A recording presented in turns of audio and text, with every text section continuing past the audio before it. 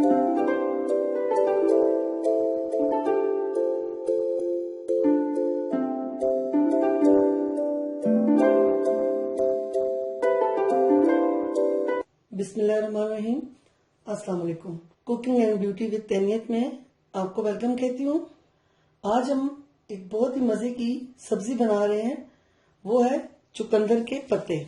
अच्छा ये देखें, ये अभी हम इसको चुकंदर जो है इसको हम अलग कर लेंगे। सिर्फ इसके पत्ते जो हैं इनको हम काट के यहाँ तक जो बिल्कुल फ्रेश हो, तो इनको अच्छी तरह धो के छोटे छोटे पीसेस में करके तो फिर मैं आपको बताती हूँ कि आपने इसको बनाना कैसे है। इसके लिए जो जरूरी चीजें हैं वो ये कि आप 4 से 5 छोटे साइज के टमाटर ले लें, थोड़ी सी सब्ज मिर्च ले लें, और इसमें जो आपने मसाले डालने हैं उसमें ½ टी स्पून मैंने सारे लिए हैं, आप अपने टेस्ट के हिसाब से ले लें। ½ टी स्पून मैंने नमक लिया है, सुर्ख मिर्च, दड़ा मिर्च मैंने 1 टीस्पून लिया, और धनिया पाउडर और हल्दी पाउडर ये मैंने लिया है। 2 दरमियाने साइज के मैंने प्याज ले लिए हैं और थोड़ा सा लहसुन ले लिया है। करी पत्ता इसको बनाने के लिए इस्तेमाल होगा। इसके अलावा जो मैंने जरूरी चीज है वो है सफेद जीरा और मेथी दाना, ये भी इसको बनाने के लिए इस्तेमाल होता है। और काली मिर्च, थोड़ी सी हम इसमें काली मिर्च भी डालेंगे। ½ कप ऑयल डालेंगे, और आपको मैं बताती हूँ कि इसको काटना कैसे है और फिर इसको बनाने का तरीका क्या है। जी फ्रेंड्स देखिए, मैंने इन पत्तों को चुकंदर से अलग कर दिया है। अभी इनको मैं अच्छी तरीके से धोऊंगी, उसके बाद फिर मैं इसको काटूंगी। आपको एक जरूरी बात ये बता दूं कि कोई भी साग हो आप उसको काटने से पहले धोया करें जब फुल लीव हो, क्योंकि काटने के बाद अगर आप इसको धोते हैं तो साग के अंदर जितनी भी गजाइत होती है वो धोने से निकल जाती है। तो पहले आप साग को हमेशा, कोई भी साग हो उसको पहले धोएं और उसके बाद उसको काटें। जी फ्रेंड्स देखिए, मैंने उसको साग को, बीट रूट्स को बहुत अच्छे तरीके से धोया है और इसको छोटे छोटे पीसेस में काट लिए है। अब हम इसको बनाने का प्रोसेस स्टार्ट करते हैं। मैंने कढ़ाई रख ली है और उसमें ऑयल डाल दिए, और इसमें मैंने जीरा डाल दिए, मेथी दाना ये भी साथ ही डाल दिए। ये बस 1 मिनट तक थोड़ा सा फ्राई हो जाए। अब प्याज डाल दें इसमें काफी।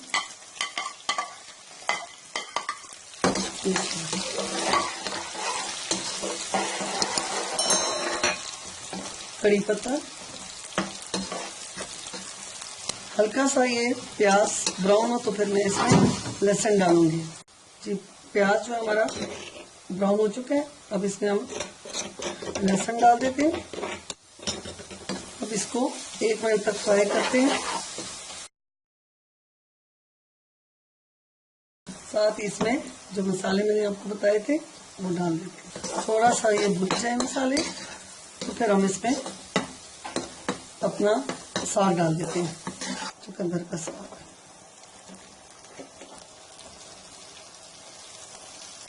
ये मैंने इसका साग डाल दिया। तो देखिए, इसको अच्छी तरह मिक्स कर लें ताकि इसमें सारे मसाले सब कुछ अच्छी तरह मिक्स हो जाए। ये डालने के साथ ही आप इसमें टमाटर ऐड कर दें, मिक्स कर दें।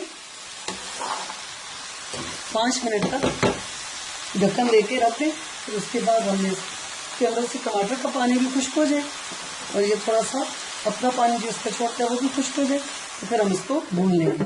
फिर 5 मिनट हो चुके हैं। अब टमाटर ने भी अपना पानी खुश्क कर लिया, अब देखें, और साग में भी। अब हम इसको 3 से 4 मिनट तक बस इस तरह भूनेंगे, तो फिर ये बिल्कुल तैयार हो जाएगा।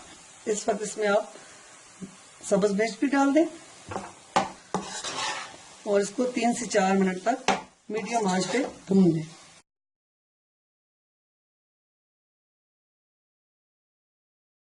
जी फ्रेंड्स, इसको मैंने 5 मिनट भूनने के बाद डिश आउट कर लिए। आप देखें कितना खूबसूरत कलरफुल हमारा बीट रूट यानी कि चुकंदर का साग तैयार हो चुका है। अगर आपको मेरी ये रेसिपी पसंद आए तो मुझे जरूर अपने कमेंट्स के जरिए बताना है और मेरे चैनल को सब्सक्राइब करना ना भूलें। अब मुझे इजाजत दें। अल्लाह हाफिज।